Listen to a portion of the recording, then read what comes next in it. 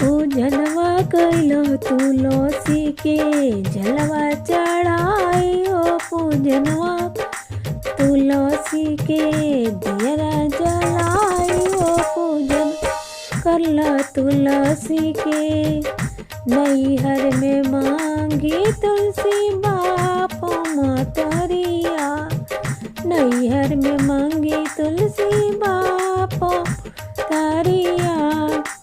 भाई एगो मांगिला डोली के सिंगार हो। पूजा कैला तुलसी के दियना जलाई हो।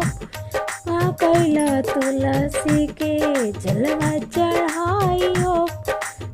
कैला तुलसी के ससुरा में मांगी तुलसी सास ससुर जी।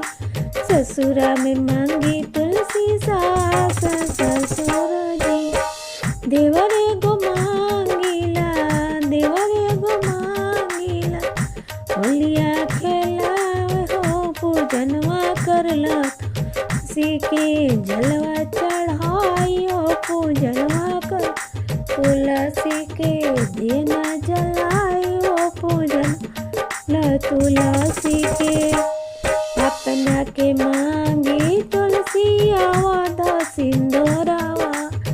अपना के मांगी न तुलसी आवाद सिंदूरावा। गोदिया में मांगिला मदन गोपाल हो। कैला तुलसी के गोदिया में मांगिला मदन गोपाल।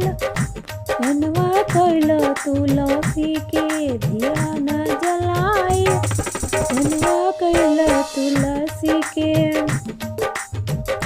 घरवा में मांगिला दान लक्ष्मी। घरवा में मांगिला दान लक्ष्मी। बड़ी बरदानी हई तुलसी हमार हो। कैला तुलसी के जलवा चढ़ाई हो। पूज कैला तुलसी